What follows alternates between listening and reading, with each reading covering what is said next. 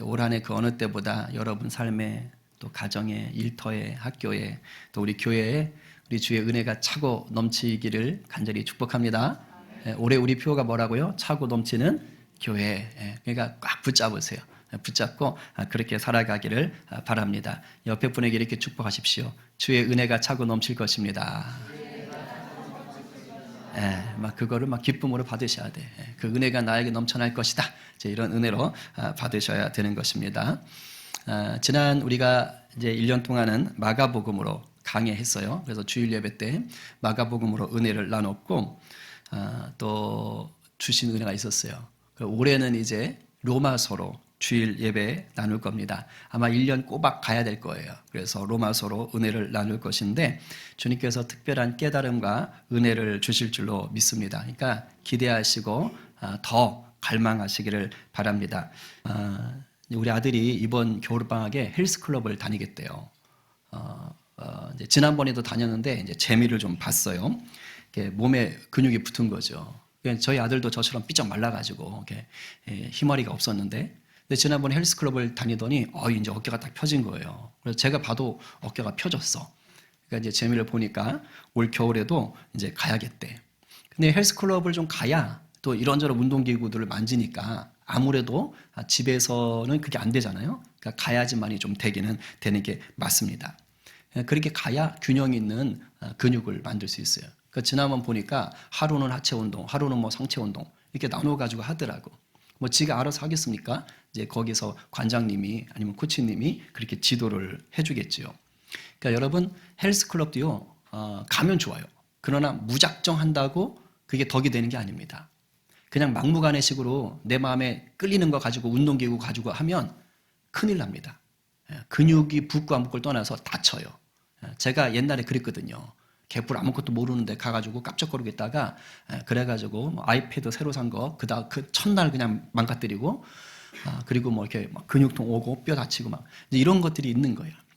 그래서 그런데 가서 할수록 뭐 하는 걸 정확하게 알고 그리고 해야 되는 거예요. 괜히 유튜브 보고 어설픈 친구 말 듣고 그렇게 하다 보면은 오히려 문제가 일어나요. 그래서 코치나 관장한테 이건 이렇게 쓰십시오. 이건 이렇게 쓰십시오. 몇 번 이상 하지 마시고 무게는 이렇게 조심하시고 이제 이런 거를 듣는 거예요. 이제 그러면 비로소 뭐라 그래요? 내가 잘못된 습관이 있었구나. 내가 야매로 어설프게 알고 있었구나. 라는 것을 깨닫죠. 이제 그 다음에 뭐 하는 거예요? 배운 대로 가르쳐 준 대로 그렇게 하는 거예요. 그렇게 하다 보면 어떻게 될까요? 때가 되면 반드시 몸에 건강도 오고 좋은 근육도 만드는 거예요. 몸이 좋아지는 거예요.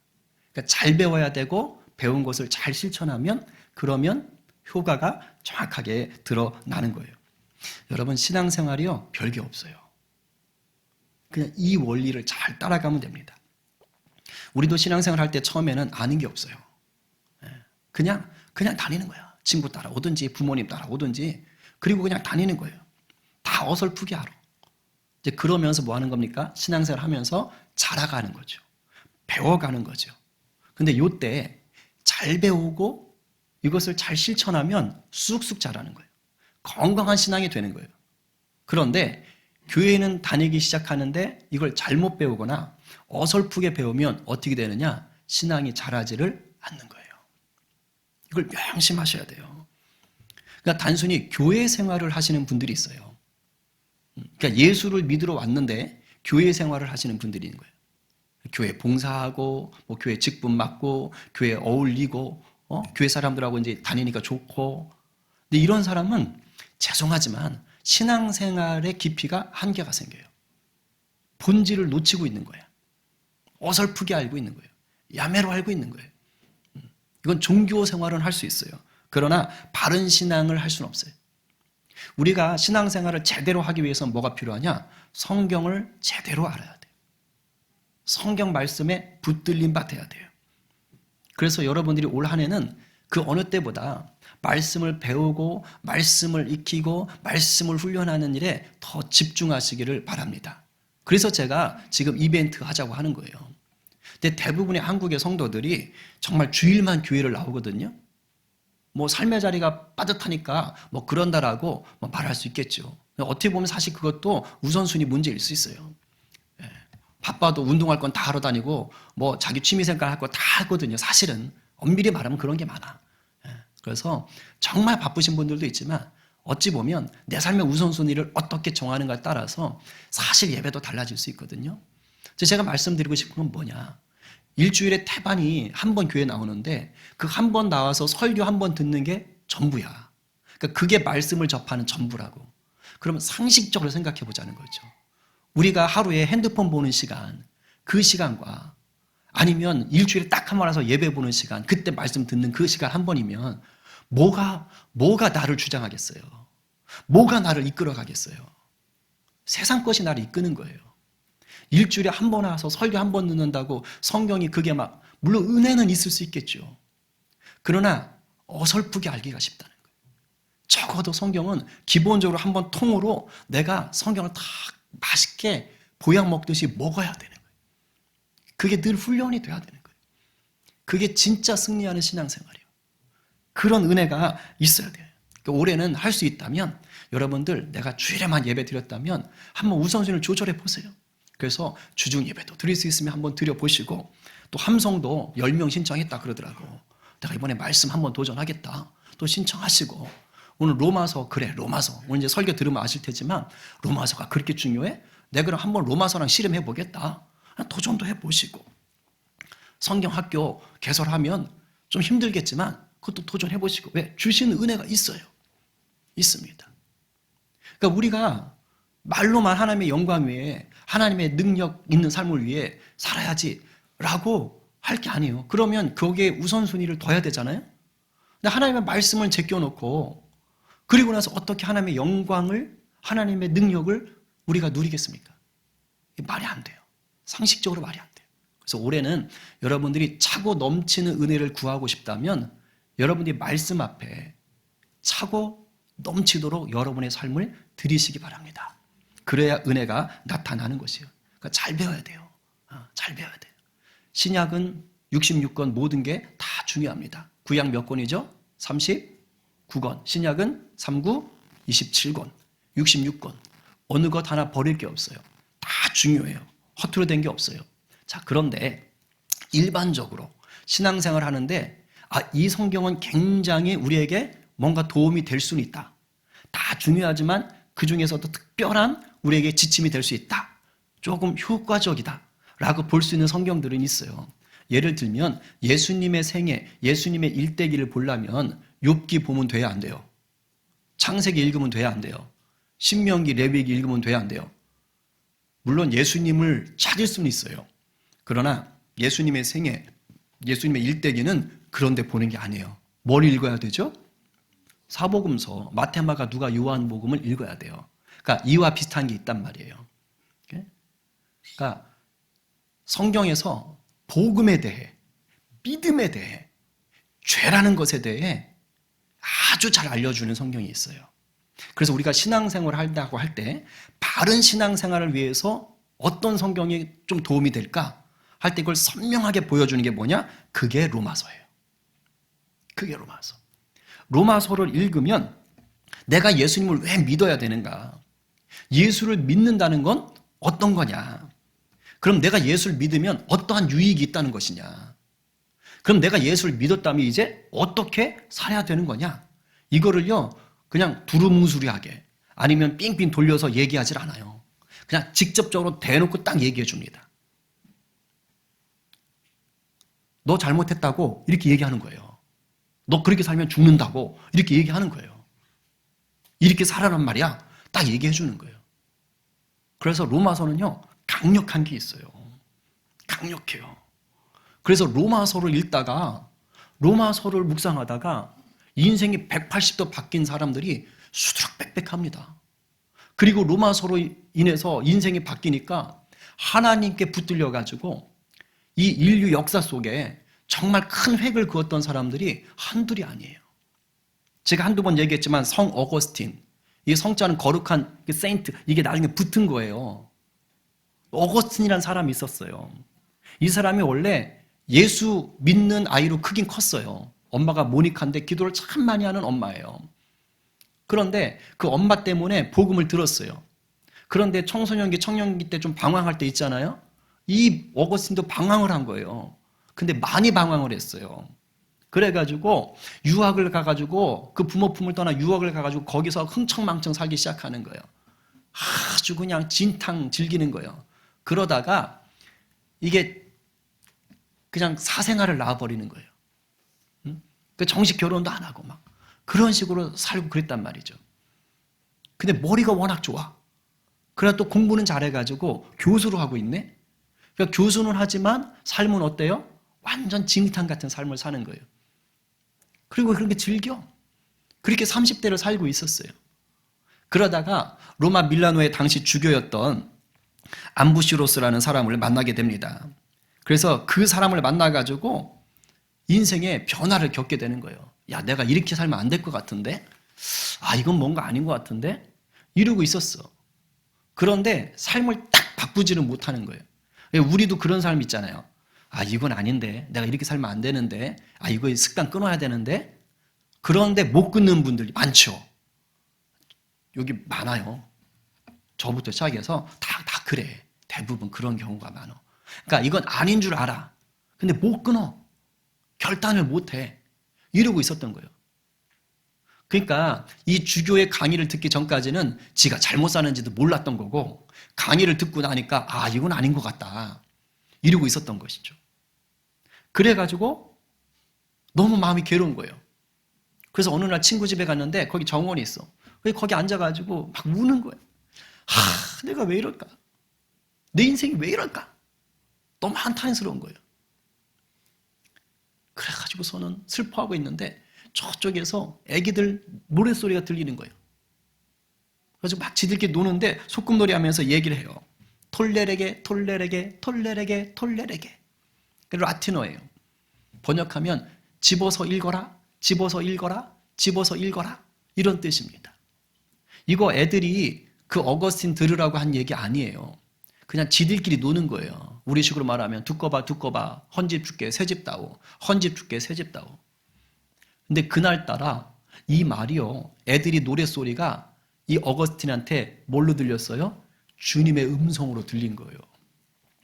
우리 주님 이렇게 일하실 수 있는 분입니다. 그렇죠? 그러니까 두꺼봐 두꺼봐 누가 말해 헌집 줄게 새집 다오. 아, 주님이 나에게 새집을 주시려나 보다. 그런 은혜가 임할 수도 있는 거야. 그래서 어거스틴이 뭘 집어 읽어야 되지? 딱 봤더니 마침 친구 성경책이 있었던 거예요. 그래서 친구 성경책을 딱 들어서 딱 펼쳤잖아요. 그런데 그게 하나님 일하신 거예요. 성경을 딱 펼쳐서 읽은 그 구절이 이 어거스틴을 뒤집어 놨어요. 완전히 변화시켰어요. 그게 바로 로마서의 이 구절이에요. 같이 읽어봐요. 시작. 낮에와 같이 단정히 행하고 방탕하거나 술 취하지 말며 음란하거나 호색하지 말며 다투거나 시기하지 말고 오직 주 예수 그리스도로 옷 입고 정욕을 위하여 육신의 일을 도모하지 말라. 참 하나님이 예리하시죠? 딱 어거스틴의 삶을 그냥 대놓고 그 말씀으로 확 찔러버린 거예요. 어거스틴이 이 말씀을 모르진 않았을 것 같아요. 근데 그날 그 톨레레게 그 아이들의 노는 말이 성령의 말로 들리고 폈는데 딱 그 구절이 나올 때 성령이 강권적으로 일을 하시는 거예요. 이런 역사들이 여러분 삶에 올해 특별히 이 로마서를 통해서 드러나게 되기를 간절히 축복합니다. 이건 아닌데 라고 생각하는 게 수두룩해요, 우리 삶에. 근데 그리고 질질 끌려가는 게 많단 말이죠. 근데 성령이 강권적으로 일하시면 그게 끊어지는 역사가 있는 거예요. 어거스틴이 이 말씀을 읽었을 때 나중에 기록을 해요. 이 순간을. 이렇게 써놨어요. 13, 14절 읽었잖아요. 나는 더 이상 읽지 않았다. 그럴 필요가 없었다. 그러니까 15절을 안 읽었다는 뜻이에요. 내가 14절 마지막을 읽고 있는 순간에 밝은 빛이 물밀듯이 내 마음속에 밀려 들어왔고, 이런 경험 해보신 적 있으실 거예요. 아마 성령 체험하신 분들. 빛이 확 들어오는 게 경험되는 거예요. 그리고 모든 의심의 그림자는 사라져 버렸다. 무슨 말이에요? 나 이렇게 살면 안 되는데 이렇게 살다가 그게 끝장나는 거 아니야? 어거스틴은 이단에도 빠져 있었거든요. 그러니까 나같이 이런 인생을 살았던 인간이 무슨 구원이 있겠는가? 뭐 이러면서 힘들어 했겠지. 이것 하나 못 고치는 게 내가 어떻게 주님의 사랑을 받을 수 있겠는가? 이러고 있었겠죠. 근데 이 말씀을 통해서 자기의 영적 민낯이 다 드러나면서 하나님의 특별한 은혜를 경험한 거예요. 거기서 뒤집어진 거예요. 그래서 어거스틴이 완전히 바뀌어요. 사도 바울 이후로 전 세계에서 가장 위대한 신학자다라는 칭호를 얻어요. 헬라 신학과 라틴 신학이 있다면 라틴 신학은 로마 쪽인데 라틴 신학의 아버지 그러면 어거스틴을 말합니다. 하버드의 교수는 그런 말을 해요.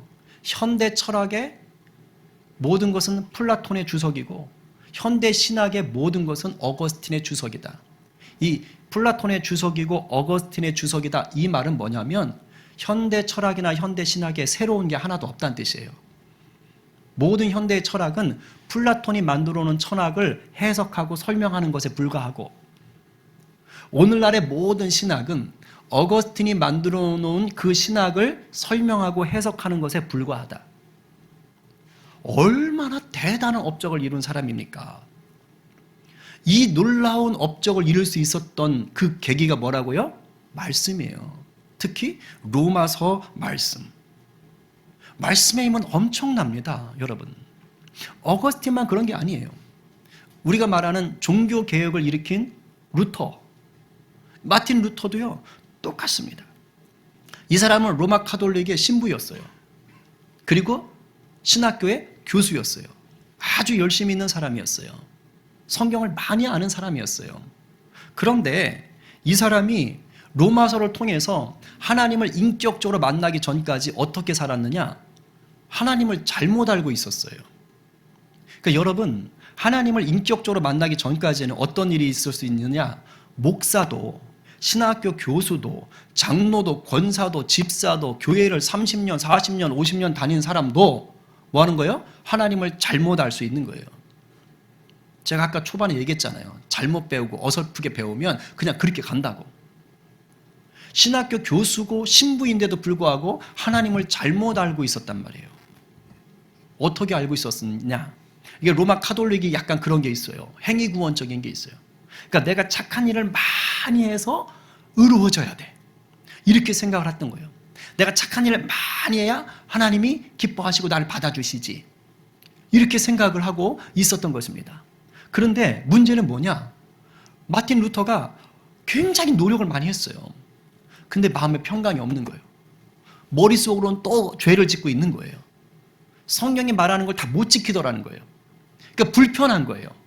그래서 늘 죄책감이 있고 양심의 고통이 있고 하나님이 나를 벌하시면 어떡하지? 하나님 나를 벌하시면 어떡하지? 하나님이 늘 두려웠던 거예요.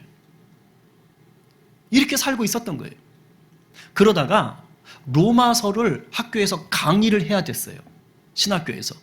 그래서 이제 로마서를 강의하려고 강의 준비를 하는 거예요. 묵상하고 연구하고. 그러다가 1장 17절 로마서 말씀을 대하는데 그때 빛이 임합니다. 이 말씀이에요. 같이 읽어봅니다. 시작.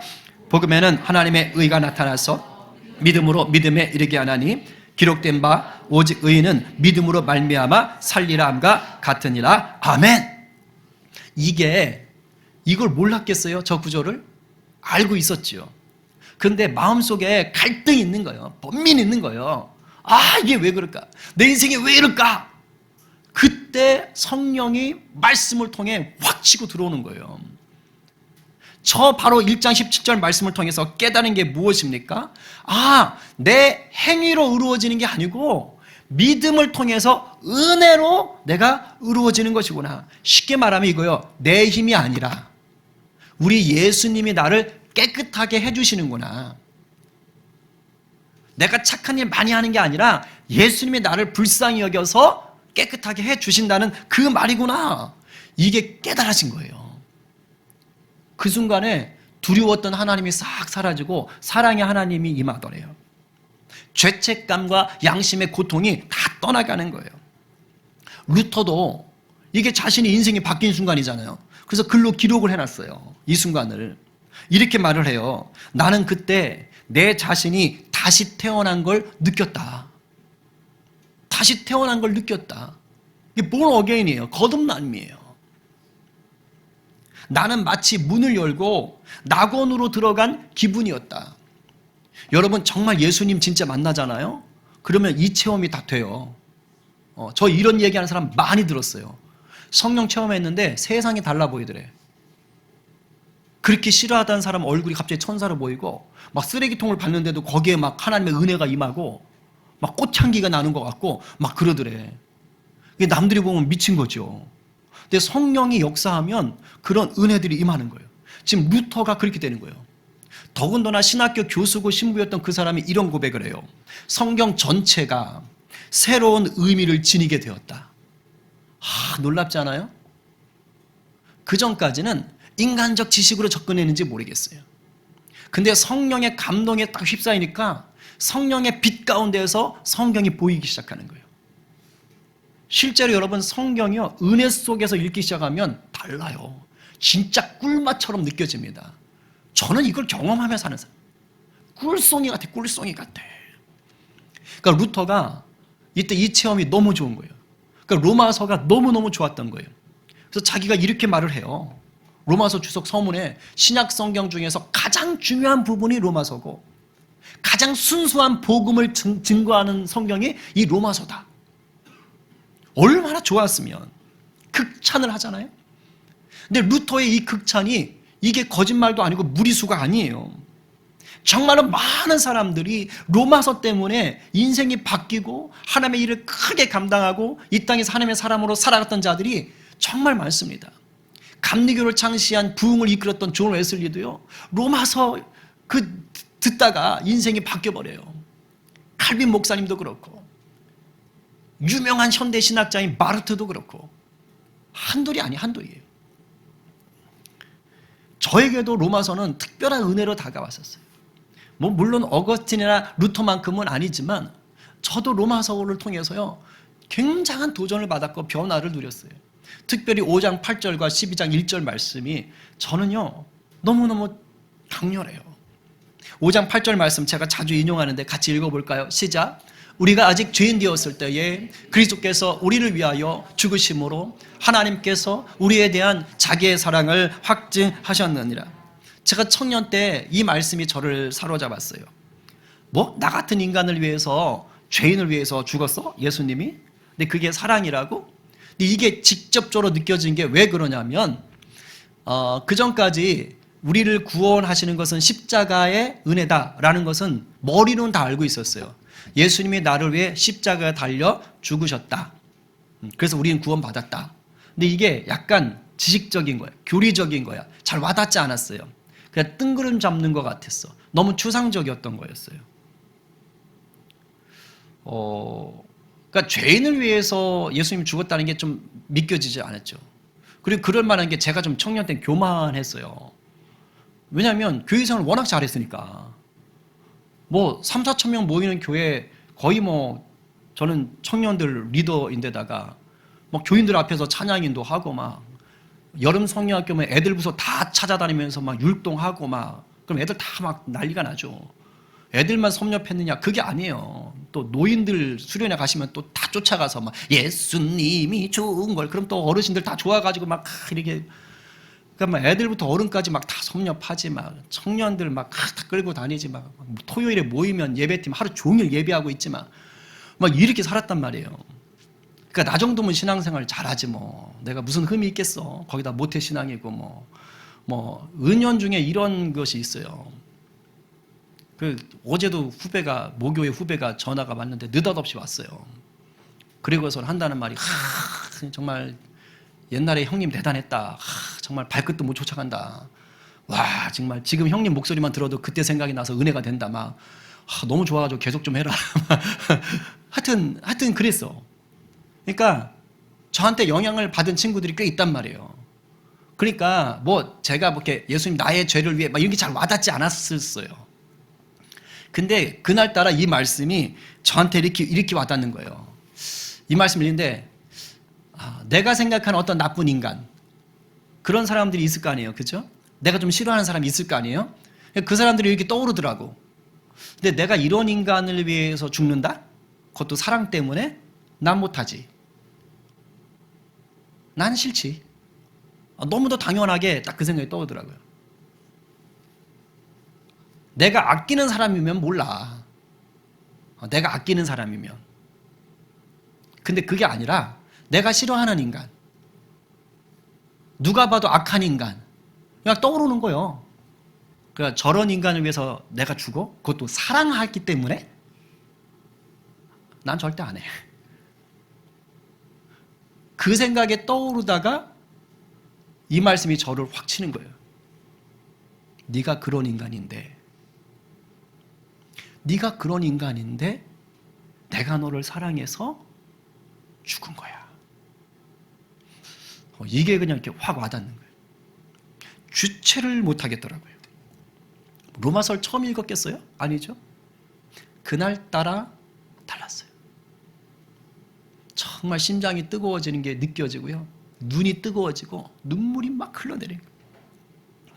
근데 여러분, 이게 로마서의 핵심 주제입니다.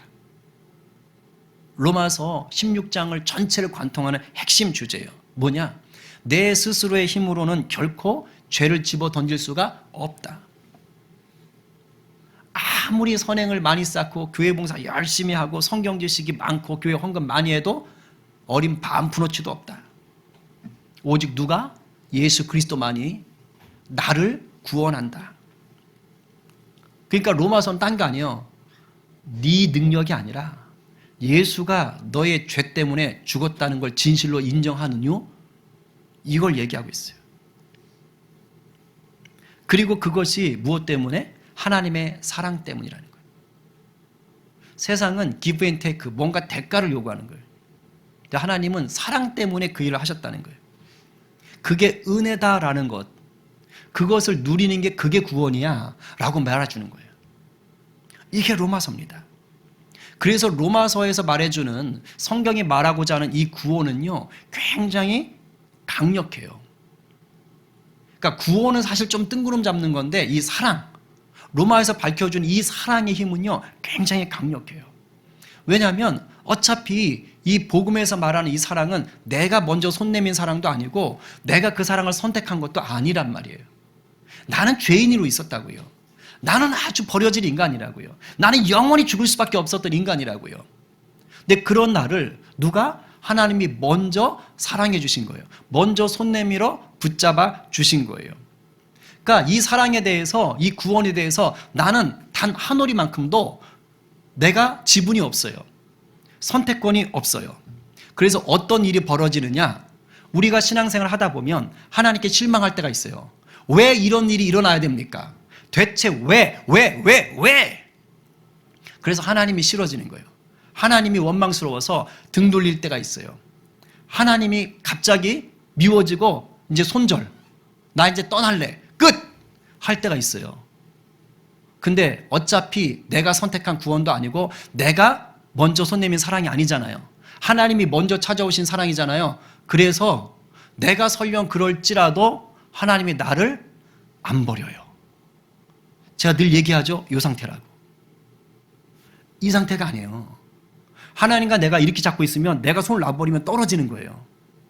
근데 지금 하나님과 우리의 관계가 이 상태예요.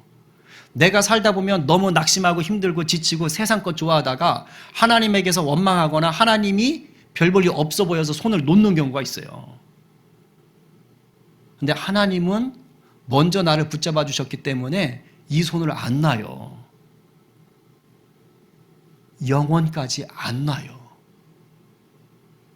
나 혼자 논 줄 알고 그렇게 살 뿐이야. 하나님이 끝까지 붙잡고 기다려주시는 거예요. 이게 로마서에서 알려주는 그 복음 안에 드러난 하나님의 사랑이에요. 그게 8장에 나와요. 후반부에. 8장 39절 한번 읽어봐요. 시작. 높음이나 기쁨이나 다른 어떤 피조물이라도 우리를 우리 주 그리스도 예수 안에 있는 하나님의 사랑에서 끊을 수 없으리라. 심지어 사망조차도 우리 하나님의 사랑에서 끊을 수가 없다는 거예요. 이게 복음이라는 거예요. 그래서 예수를 죽였다는 거예요. 이 사랑을 하려고. 이것을 조금 어려운 말로 한자어로 이신칭의라 그래요. 이신칭의. 의로우신 하나님이 예수님을 믿는 우리 믿음을 보시고 의롭다라고 인정해서 사랑해 주신다는 뜻이에요. 내가 그럴 그릇이 안 되는데, 어차피 내 행위로는 안 되는데 그냥 내가 믿는 그 믿음을 보시고, 굉장히 중요한 거예요. 이게 이 전체를 관통하는 거예요. 이 믿음에 사로잡혀서 이 감당하기 어려운 사랑을 여러분들 이 한 해 더 깊이 누리게 되길 간절히 축복합니다. 그리고 저를 사로잡았던 또 하나의 말씀 12장 1절 같이 읽어봐요. 시작. 그러므로 형제들아 내가 하나님의 모든 자비하심으로 너희를 권하노니 너희 몸을 하나님이 기뻐하시는 거룩한 산 제물로 드리라. 이는 너희가 드릴 영적 예배니라. 아멘. 이것도 청년 때 저를 완전히 흔들어 놓고 삶을 새롭게 보게 만든 말씀이에요. 제가 이 말씀을 깨닫기 전까지는요, 예배는 뭐냐? 소위 예배라는 이름이 붙은 것만 예배예요. 주일 예배, 수요 예배, 새벽 예배, 금요 예배, 가정 예배, 예배라는 말이 붙어 있는 것만 예배입니다. 근데 이 말씀을 읽는데 뭐예요?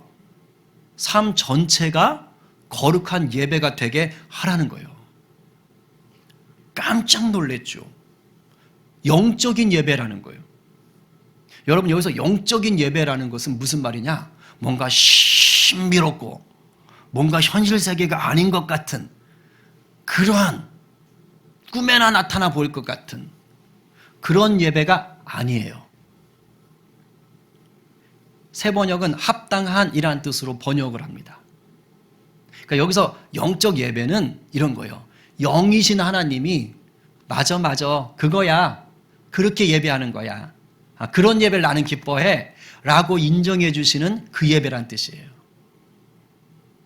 쉽게 말하면 우리가 주일 예배, 수요 예배 뭐 이렇게 예배란 이름만 붙은 게 아니라 우리의 삶 전체를 거룩하게 올려드리는 것, 그것을 하나님이 그래 그거지, 그게 내가 기뻐하는 예배지, 이렇게 말씀하신다는 거예요. 저는 정말 예배에 목숨을 걸었었거든요. 지금도 그렇지만. 그러니까 토요일이면 예배 준비하는데 하루 종일 있었다니까요. 아침부터 저녁까지. 예배팀 아들 데리고 그냥 말씀 보고 기도하고 부르짖고 연습하고 막 그러며 살았어요. 주일 예배 다 끝나고 그냥 가면 또 청년들 모아가지고 또 기도해야 하고 막 그러며 살았어요. 예배. 그랬던 저에게 이 말씀은요, 완전히 저를 확 깨게 만들었어요. 내가 교회 안에서만 이게 아니구나. 내 삶이 예배가 되어야 되는 거구나. 그냥 교회에서 은혜 받았다고 그냥 찔끔 한번 눈물 흘리고 그냥 가슴 뜨거워졌다고 이게 전부가 아니구나. 진짜 하나님이 기뻐하시는 예배는 내 삶으로 드려야 되는 거구나. 내 삶이 달라야 되는 거구나. 내 삶이 거룩해야 되는 거구나. 충격이었어요. 그래서 실제로 그날 이후로 예배에 대한 패러다임이 바뀌었어요. 그래서 제가 예배학교 때 교육할 때 반드시 이 구조를 얘기하는 이유가 있어요. 삶에 대해서 다르게 접근하기 시작합니다. 여러분 삶의 자리가 예배 처소인 것을 잊으시면 안 돼요. 이게 로마서의 두 번째 주제입니다. 이게 두 번째 주제예요. 뭐냐? 구원받은 자답게 살아라. 구원받은 자답게 살아라. 이 말이요, 달리 말하면 우리가 거룩을 조금 오해하는데 로마서에서 얘기하는 맥락으로 얘기하면 이런 거예요. 우리가 아직 죄인 되었을 때에 하나님이 우리를 위해서 죽으시는 그 사랑을 보여주셨잖아요. 그래서 우리 삶을 거룩한 예배로 드린다는 것은 너도 그 사랑을 실천하라 이 뜻이에요. 왜? 세상은 이런 사랑을 못하거든요. 죄인 되었을 때 대신 죽어주는 그 하나님의 사랑 같은 그 사랑을 세상은 감당을 못해요.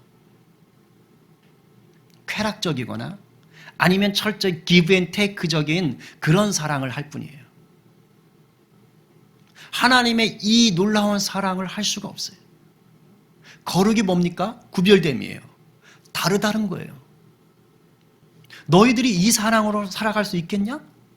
이게 진짜다라고 얘기하는 거예요. 그래서 12장을 딱 기준으로 로마서는 딱 나뉘어요. 12장부터는 삶의 모습에 집중해요. 실천 사항이에요.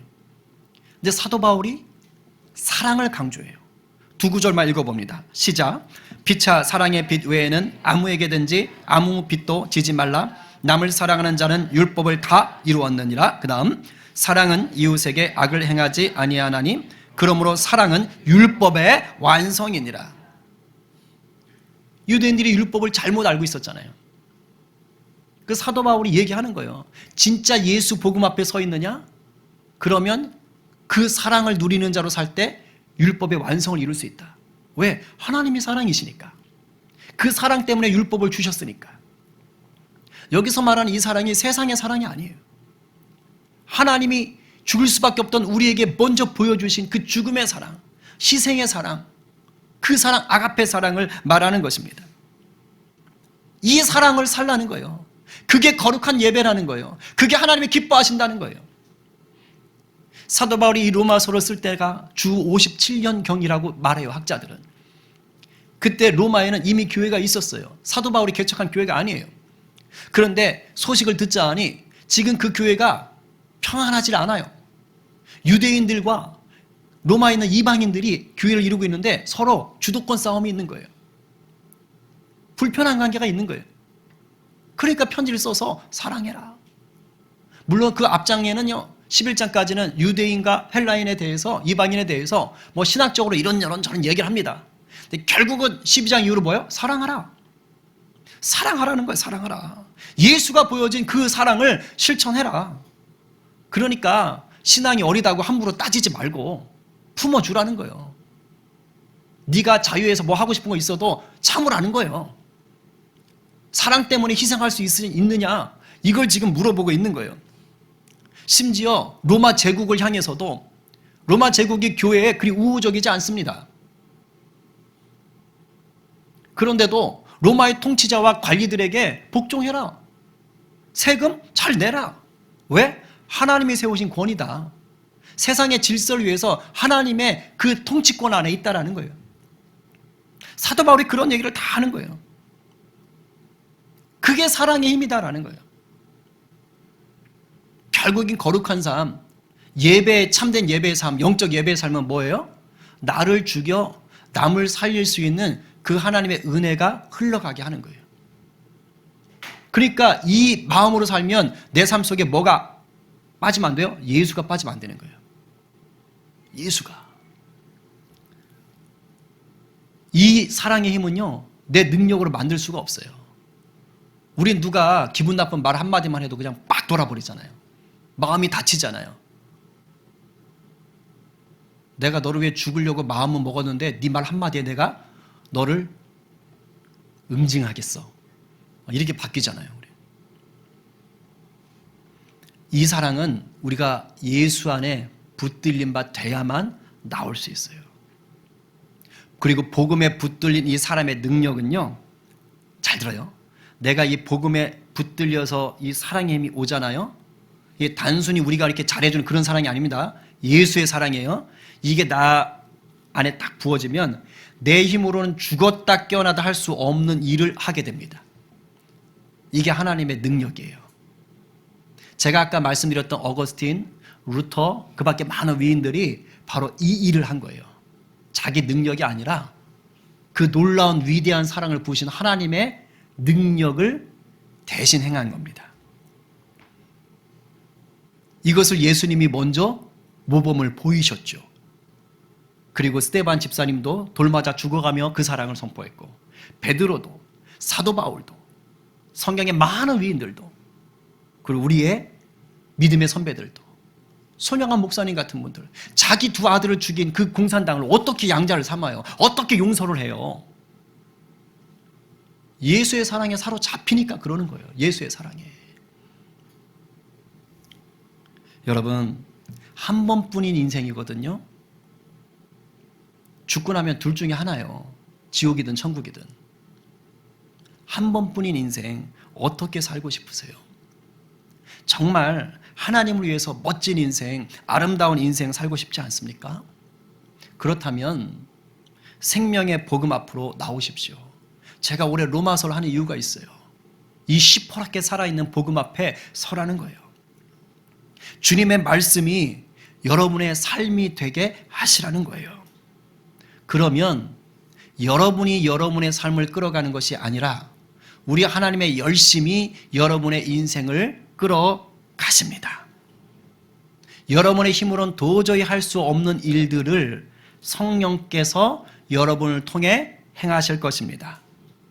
비록 그게 세상의 눈으로 볼 땐 위대하지 않아 보일 수 있어요. 별 볼 일 없을 수 있어요.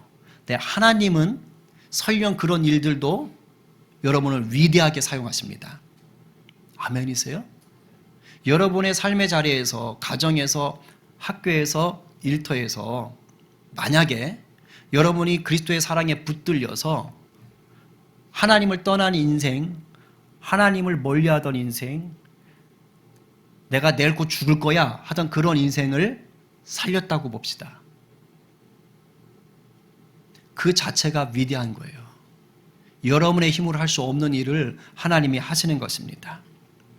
오늘 누가 죽을 수밖에 없던 나를 그 십자가로 건지셔서 하나님의 위대한 역사 속으로 이끌어 가시는 예수님을 더 깊이 알고 믿고 기뻐하시겠어요? 오늘 누가 여러분의 삶 전체를 하나님이 기뻐하시는 예배로 드려서 여러분의 삶의 자리에 사랑의 열매가 차고 넘치게 하시겠어요? 오늘 이 말씀에 아멘입니다 라고 고백하며 이 일을 능히 이루어 가실 우리 주님 말씀에 순종하기로 결단하는 저와 여러분 모두가 되기를 간절히 축원합니다. 아멘입니다.